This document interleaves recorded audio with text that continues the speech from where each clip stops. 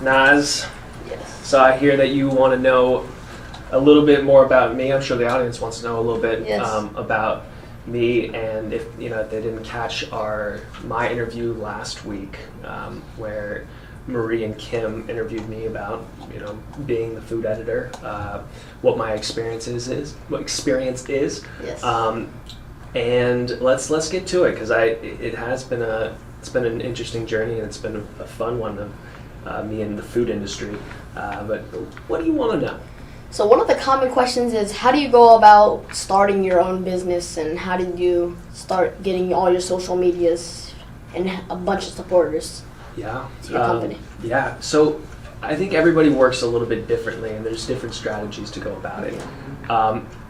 The way that I remember when I told you that I'm more like a creative, I love to be in the kitchen and creating a bunch of stuff. Yes, and, other than more business. Yeah, business. then the bottling and the labeling Packaging. and the packaging and the sending out and the social media. More the customizing and experimenting. Exactly.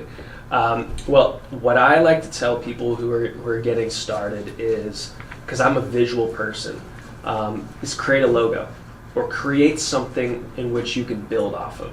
Create trademark. That comes later, because that's a legal thing that happens along the process, and you can trademark and patent and all of that. But what for me works is to have a visual of what it is that I'm going to be building off of. So for me, it was the logo, and so I went on to some random website, and or I went to Photoshop and I started pulling things, and I was like, all right, I want these colors. I definitely want this name, El Gringo. So it's my business is El Gringo Hot Sauce, and so I wanted this yellow label. I wanted it to be a circle. I wanted it to be classy. I wanted to have a pepper in there, and so that for me allowed me to then work off of. So it was a slow process of creating the hot sauces, or if you're creating anything, you got to take time to figure out what it is that you're doing.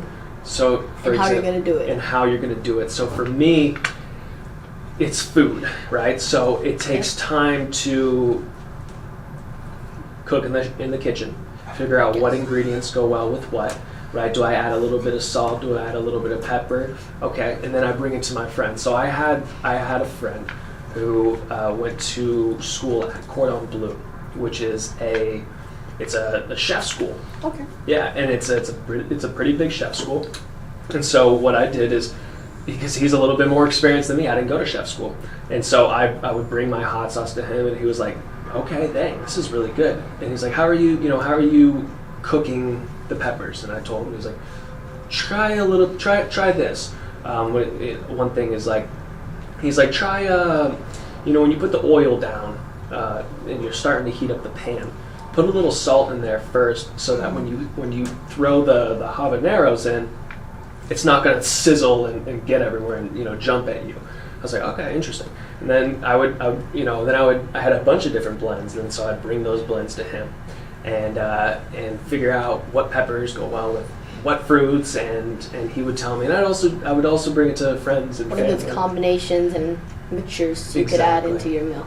Right, but how we were talking about, you gotta test it with the market, test it with family and friends before you jump head over heels into publishing, because it could add less trust into the thing. So once it's way better, they might not trust you, and you might get less supporters. Absolutely, yeah. If you create something that nobody likes, then you you run with it, then it does create distrust, and people are like, well, his last thing was kind of bad, so I don't think it will be good this time. So something like that. Right. So I spent a good amount of time perfecting my hot sauces, and then the pandemic hit in March, March of 2020 in the United States, and so I was working at a restaurant. I was up in LA. I was acting. I was working at a restaurant to pay the bills, and the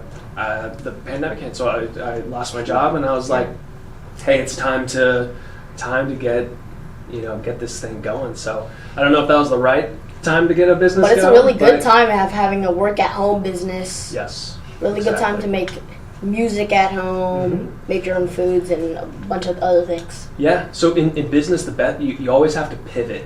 You know, like in basketball, you gotta move and pivot. And, yes. Life is gonna throw challenges at you as an entrepreneur, and you're gonna experience that. That challenges are gonna come, or hurdles, right? You just gotta jump over them. So, you know what?